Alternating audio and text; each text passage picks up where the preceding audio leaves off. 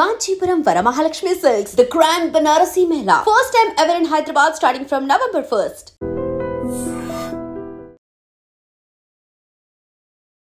Namaste, welcome to iDream Talking Point with Kavita.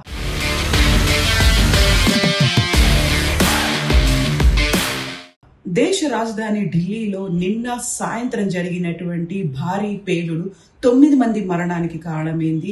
ఇప్పటికైతే 20 మంది హాస్పిటల్లో అడ్మిట్ అయ్యారు. అందులో 3 పరిస్థితి విషమంగా ఉంది.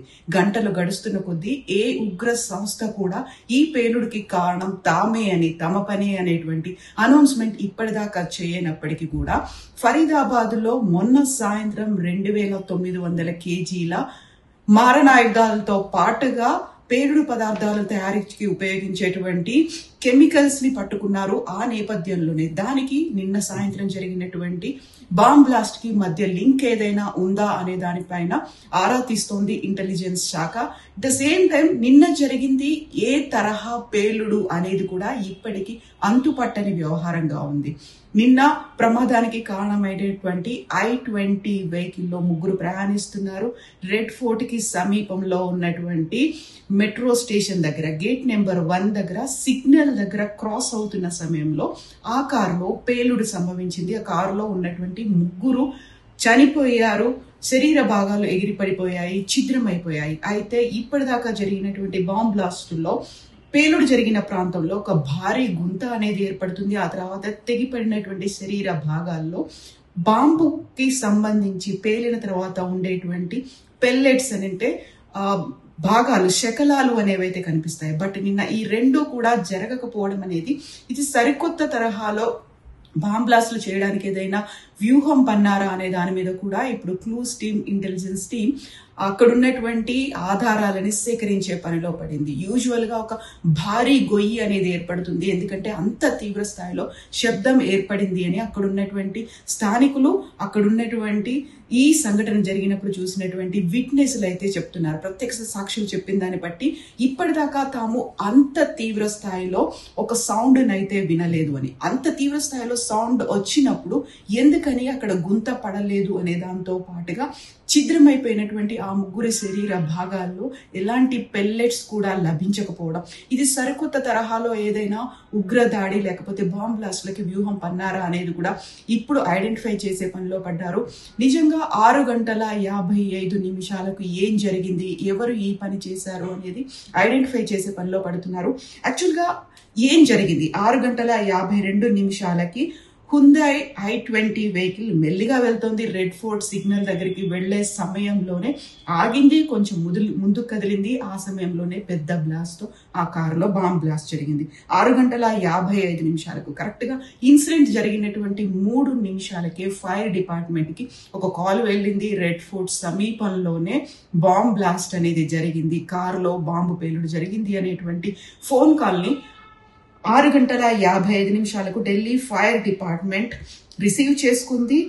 ఎవరు చేశారు ఏంటి అనేది ఐడెంటిఫై చేయకపోయినప్పటికీ ఇమ్మీడియట్ గా కాల్ కూడా కట్ అయిపోయింది. ఇక 7 గంటల 25 నిమిషాలకి ఆల్మోస్ట్ ఒక 30 మందిని లోక్ నాయక్ హాస్పిటల్ కి తరలించారు. గాయపడ్డటువంటి 30 మందిని అక్కడికి తరలించారు. అందులో ఇమ్మీడియట్ గా 8 మంది తీసుకొచ్చే సమయంలోనే చనిపోయినట్టుగా లోక్ నాయక్ హాస్పిటల్ అనౌన్స్ చేసింది.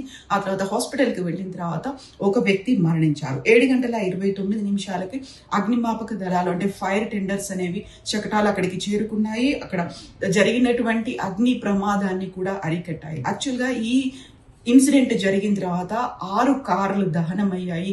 2 ఈ ఆటో రిక్షాలతో పాటుగా ఒక ఆటో రిక్షా కూడా కంప్లీట్ గా దహనమైంది. సో 7 గంటల 25 నిమిషాల కంటే ఇన్సిడెంట్ జరిగినటువంటి 30 నిమిషాల్లోనే ఫైర్ ఇంజన్స్ అనేవి అక్కడికి చేరుకున్నాయి.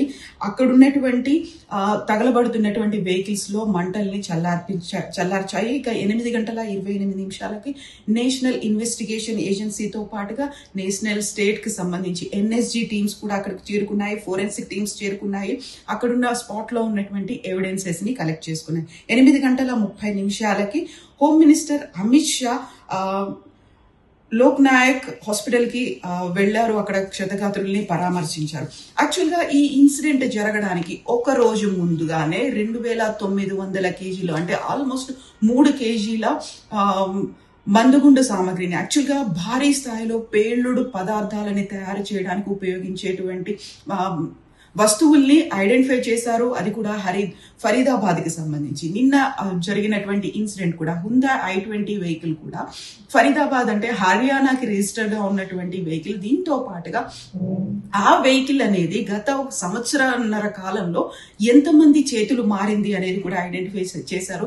చివరికి నిన్న ఇన్సిడెంట్ జరిగే సమయానికి జమ్మూ కాశ్మీర్ పుల్వామాకు చెందినటువంటి ఒక వ్యక్తి ఆధీనంలో ఆ వెహికల్ ఉంది. అంటే ఆ i20 వెహికల్ లాస్ట్ టైం ఆయన కొనుగోలు చేశారు. ఆయన పేరు మీదగానే ఆ వెహికల్ ఉన్నట్టుగా అనౌన్స్ చేశారు. సో మహమ్మద్ సల్మాన్ అనేటువంటి వ్యక్తి రెసిడెంట్ ఆఫ్ గుర్గాం ఆ వ్యక్తిని తీసుకొని క్వశ్చన్ చేశారు. ఆ వ్యక్తి దేవేంద్ర అనేటువంటి ఒక వ్యక్తికి ఆ వెహికల్ ని అమ్మాడు. ఓఖ్లాలో ఉన్నటువంటి దేవేంద్ర అనే వ్యక్తికి వెహికల్ ని అమ్మాడు. ఆ తర్వాత తారీఖ్ అనేటువంటి వ్యక్తి పుల్వామాలో జమ్మూ కాశ్మీర్ లో ఉండేటువంటి వ్యక్తి ఆ వెహికల్ ని ఓన్ చేసుకున్నాడు. ఆయన ఆధీనంలో ఉన్నప్పుడే ఈ వెహికల్ అటాక్ అనేది జరిగింది. సో ఓవరాల్ గా ఎక్కడ ఎలా ఏం జరిగింది అనేది ఇప్పటికైతే అర్థం కాని వ్యవహారం. ఎందుకంటే ఏదైనా ఇన్సిడెంట్ జరిగిన వెంటనే ఎవరు చేశారు అనేది మాత్రం వాళ్ళ ఒక పత్రికా ప్రకటన కావచ్చు, లేకపోతే ఒక అనౌన్స్మెంట్ అనేది వస్తుంది. ఇప్పటిదాకా అది రాలేదు. 9 మంది మరణానికి కారణమైంది. ఇప్పటికి 3 అయితే సీరియస్ కండిషన్ లో ఉన్నారు. ఒకరు స్టేబుల్ గా ఉన్నారు అని చెప్పినప్పటికీ సీరియస్ కండిషన్ లో ఉన్నారు. 30 మందికి పైగా హాస్పిటల్లో అడ్మిట్ అయి ఉన్నారు. ఇక నిన్న జరిగినటువంటి ఈ ఇన్సిడెంట్ కంటే ముందు కొన్ని గంటల ముందు మారణాయుధాలతో పాటుగా అక్కడ ఉన్నటువంటి బాంబ్లాస్ట్ తయారీకి ఉపయోగించేటువంటి ఆయుధ సామగ్రిని కూడా పట్టుకున్నారు. అది కూడా ఒక్కరోజు ముందు బీహార్ ఎలక్షన్ కి సంబంధించి సెకండ్ ఫేజ్ అనేది ఈ రోజు జరుగుతోంది. ఈ నేపథ్యంలోనే కరెక్ట్ గా ఒక రోజు ముందు జరగడం అనేది ఏదైనా ఇండికేషన్ ఇస్తుందా? ఈ కనెక్టింగ్ ద డాట్స్ ప్రతిదాన్ని కనెక్ట్ చేసుకుంటే మధ్యలో ఏదైనా ఒక ఇండికేషన్ ఉందా, లేకపోతే ఒక తీవ్రమైనటువంటి సంకేతాన్ని, ఒక డేంజర్ బెల్ ని ఏమైనా మోగించబోతోందా అనే దాని మీద కూడా ఇప్పటికైతే క్లూస్ టీమ్, ఇంటెలిజెన్స్ టీమ్ అయితే ఫోకస్ చేసింది. ఇక 2900 కేజీలకి సంబంధించి ఆ మందుగుండు సామాగ్రిని పట్టుకున్న తర్వాత జైషే మహమ్మద్ కి లింకులు అనేవి ఉన్నాయి. దాంతో పాటుగా సరికొత్తగా ఏర్పడినటువంటి హర్యానా, కశ్మీర్, ఉత్తరప్రదేశ్ లో వర్క్ చేస్తున్నటువంటి గజ్వత్ ఉల్ హింద్ అనేటువంటి ఆర్గనైజేషన్ కి చెందినటువంటి వ్యక్తుల్ని అరెస్ట్ చేశారు. అందులో 4 వ్యక్తుల్లో ఆశ్చర్యకరంగా 3 డాక్టర్లే ఉన్నారు. అందులో ఒకరికి హైదరాబాద్ తో కూడా లింకులు ఉన్నాయి అనేటువంటిది ఐడెంటిఫై చేశారు. ఈ 3 దగ్గర కూడా AK-47లు ఉన్నాయి, అసాల్ట్ రైఫిల్స్ ఉన్నాయి. ఆ రైఫిల్స్ తో పాటుగా వారు గతంలోనే అక్కడ జైషే మహమ్మద్ కి అనుకూలంగా చేసినటువంటి స్టిక్కర్స్ ని, పోస్టర్ ని అతికిస్తూ ఉండగా అక్కడి నుంచి లింకులని ఐడెంటిఫై చేశారు. క్లూస్ టీమ్ ఐడెంటిఫై చేసినప్పుడు 3 డాక్టర్ల దగ్గర వాళ్ళ దగ్గర AK-47లు ఉన్నాయి, వాళ్ళ దగ్గర మారణాయుధాలు ఉన్నాయి. వారు జైషే మహమ్మద్ తో పాటుగా గజ్వత్ ఉల్ హింద్ కి లింక్స్ ఉన్నాయి అనేది మాత్రం ఐడెంటిఫై చేశారు. ఇక దీంతో పాటుగా యాక్చువల్గా 1997 దగ్గర నుంచి ఇప్పుడు దేశ రాజధానిలో జరిగినటువంటి బాంబ్ బ్లాస్ట్లు, నిన్న జరిగినటువంటి లేటెస్ట్ గా జరిగినటువంటి బాంబ్ బ్లాస్ట్ కి సంబంధించి చూస్తే మేజర్ టెర్రర్ అటాక్స్ అనేవి.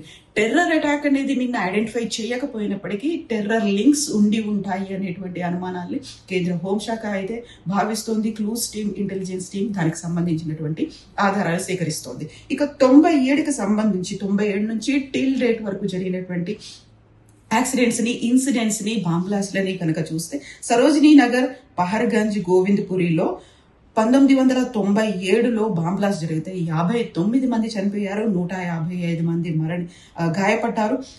డిసెంబర్ 13, 2001 పార్లమెంట్ మీద అటాక్ జరిగినప్పుడు, పార్లమెంట్ దగ్గర అటాక్ జరిగినప్పుడు 11 మంది చనిపోయారు, 30 మంది గాయపడ్డారు. సెప్టెంబర్ 13, 2008లో కూడా ఇలా బాంబ్ బ్లాస్ట్ అనేది జరిగింది. కరోల్ బాగ్, కన్నాట్ ప్లేస్ అండ్ గ్రేటర్ కైలాష్ లో జరిగితే 25 మంది మరణించారు, 150 మంది గాయపడ్డారు.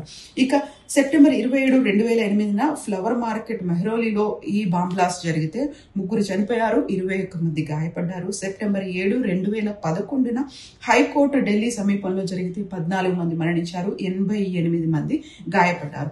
సో ఈ కనెక్టింగ్ ద డాట్స్ మొన్న ఫరీదాబాద్, హర్యానాలో 2900 కేజీల మందుగుండు సామాగ్రిని, పేలుడు పదార్థాలకు ఉపయోగించే వస్తువులని పట్టుకున్న తర్వాత నిన్న జరిగినటువంటి ఇన్సిడెంట్, అది కూడా ఈ రోజు బీహార్లో సెకండ్ ఫేజ్ ఎలక్షన్ చివరి అంకం జరగబోతుంది. ఈ 3టికి లింక్స్ చేసుకుంటే ఒక తీవ్రమైనటువంటి ముప్పుని ముందే మనం ఏమైనా పసిగట్టొచ్చా, లేకుంటే వీటన్నిటికీ జాయిన్ చేసుకోవచ్చా, ఏదైనా ఒక క్లియర్ ఇండికేషన్ ఇస్తోందా అనేది మాత్రం ఐడెంటిఫై చేసే పనిలో పడ్డారు. ఓవరాల్ గా అయితే ప్రతి చోట జనసమర్థం ఉన్న చోట కావచ్చు, కీలకమైనటువంటి ప్రాంతాల్లో అలర్ట్ కూడా చేశారు. హైదరాబాద్ లో కూడా బస్ స్టాండ్లు, రైల్వే స్టేషన్ లో అలర్ట్ ఉంచారు.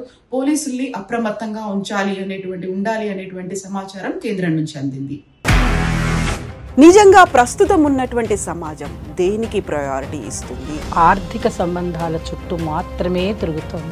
మళ్ళీ ఎన్నికలంగానే చాలా విరక్తి కలుగుతున్నాం. మంచి అనిపిస్తుంది కదా, లేడీస్ కూడా ఛాలెంజింగ్ జాబ్స్ చేసినప్పుడు చాలా బాగుంటది. ట్రాఫిక్ అసిస్టెంట్స్ గా నియమించిన ట్రాన్స్జెండర్స్ అందరితో సాల్యూట్ చేయించుకుంటున్నారు. ఫుడ్ డెలివరీ ఇవ్వటానికి వెళ్ళినటువంటి డెలివరీ బాయ్ అనిల్ పై కళ్ళ ముందు